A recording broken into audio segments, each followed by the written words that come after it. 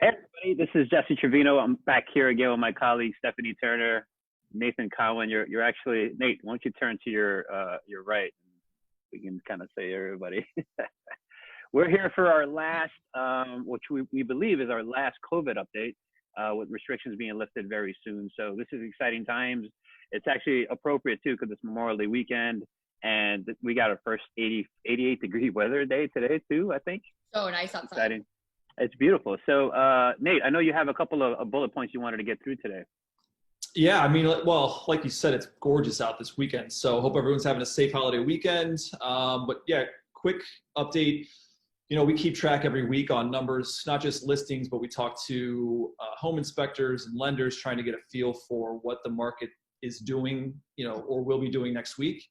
And I think one of the most impactful things that I learned this week, pre-approvals for home buyers is up drastically. So, we all work with a few different lenders, and across the board, the lenders that I'm talking to are issuing many more pre-approvals this week than they were last week or even the week before. Something like up 10 to 15% month over month. So that's an indication that the next month or 2 months is going to be pretty busy. We're also seeing a pretty big uptick in listings coming online. I know we talked about this a little bit last week, right? We're seeing We've got clients that are reaching back out saying, hey, maybe we pulled our property off the market a few months ago, but we're interested in getting back in for the summer. In the MLS, we have a system that allows for private listings. So it's a listing that maybe doesn't want to be advertised out in the public just yet. They're getting ready. They're having some work done to the home. And we've seen a really big increase in those private listings. Something like 600 plus units are currently listed in that private network. And over 225 of them are slated to go live in the next 2 weeks. So just from that alone, that's a pretty big percentage of the overall current listings in Chicago. Factor in everything else that's not in the private listing. I've got 2 or 3 listings coming up in the next 2 weeks that are not on that private network. So we're going to see a pretty big jump in inventory coming up, which is I agree. Fun. And that private list, for those that don't know, is actually it's a section on the MLS that if an agent is savvy enough, they put those listings, if they know they're coming, they put them on the website for other agents to kind of preview and get a sense at, and at least let our buyers know that, hey, everything we're sort of seeing out in the field on a daily basis, those trends are actually showing. Because Nathan, to your point, the 600 plus that are coming up, first weekend in June, that's what we've been sort of preaching, if you will, this whole month of May, even late April, that as the restrictions get lifted, we're going to see people more comfortable doing showings, sellers doing, comfortable with people coming in, but also that we're going to see a really good jump in inventory coming in June. So that's great to see the numbers. Yeah, I think that, what you're seeing too is the private network is actually a great, leeway into just going live on the network as well. So again, like you said, the savvy agents are using the private network. And so you're going to get more serious buyers if you list on the private network. As far as sales prices go, they just released the numbers for April, and for the city, the sales prices are up 9%, and for the suburbs, they're up 6%. So that's a really great sign that the prices are holding strong. And we were talking about, as you're talking about putting your house on the market, I was just telling Jesse that I have a client, and for most of my listings, I put out open house signs, but they're virtual open houses instead. And so people text me and I send them a virtual tour.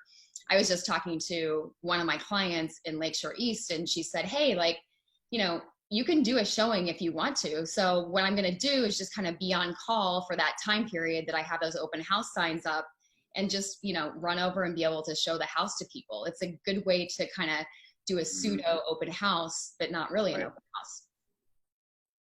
I'm excited about it because we still don't know what life looks like post stay home restrictions, right? So open houses, like we've been chatting a lot about that today. That it's something that the three of us use, to sell the home. So we go above and beyond, and not just like put it up on the market, put the listing up on the MLS, set up a lockbox. We actively go to our showings. We actively put these open houses signs because it works. It draws attention. But what do you guys think it looks like, post COVID, moving into June? Do you think sellers will be comfortable with open house strategy? Do we continue to wear masks? What are you guys I think we continue to wear the masks. I love the idea, and just talking through with my client about doing the virtual open house with being available for the showings between a certain time period, because I feel like you don't get the people that are just necessarily walking by and don't really, they're just doing it to just do it, go into the home. Mhm. Uh, Mhm. you're getting people that are actually more interested in the property. So, I'm kind of looking forward to that. Yeah, and I really like that strategy because you can control, like you said, you can control the number of people in the home. I mean, sometimes you have an open house, if you're in a busy neighborhood and there's not a lot of inventory, you can have 30, 40 groups come by throughout the day, and it's too difficult to control that Right. traffic flow. Right. So like you said, Jesse, I mean, the open house is kind of our bread and butter for getting interested buyers in to see the home, to talk to them and answer their questions. But if you can't do it with control, it's going to be tough to jump back into it. Even with masks, even with hand sanitizer, I think the virtual open house is still going to be dominant over the next couple of months. Yeah, and I think also, the open houses that I'm talking about, there are larger homes ranging from, 4,000 square feet to 6,000 square feet, where Right. I would have another agent actually with me for the open house. So I could, Mhm. have people going through and we could control that. So. And one thing that I am doing too with one of my clients, we basically set a time throughout the weekend, almost like an open house, like a 2 or 3 hour window. And we just filter all of our showings into that time. They both work from home. They've got kids, so it's really difficult to keep the house, clean and sanitary throughout the week. But that kind of goes back to the virtual open house. It's more of a controlled environment, which, Yeah. And I'd love to see also, the MLS. I know that they have, added certain settings so that people know now that it is in fact a virtual open house. But I think it would be great to somehow modify that even more to do what we were talking about is, say, hey, I'm available for individual showings from this time to this time, and see what happens. Anybody excited for 88-degree weather moving into June?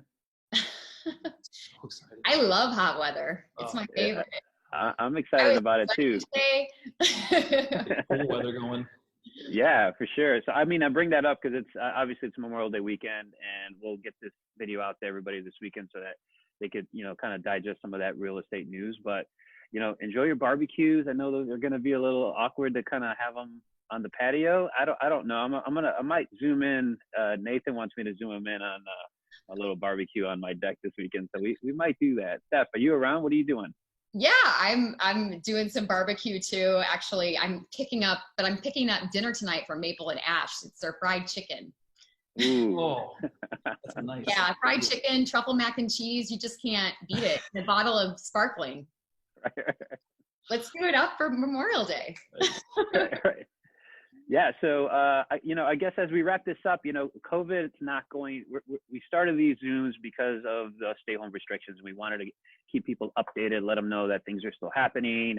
And if anything, it's not a surprise to us, but the real estate industry is kind of bucking the trend against the economic downturn that COVID brought along. We're seeing showings, we're seeing more listings, and we're seeing prices go up. So this is great news for everybody looking to move in 2020.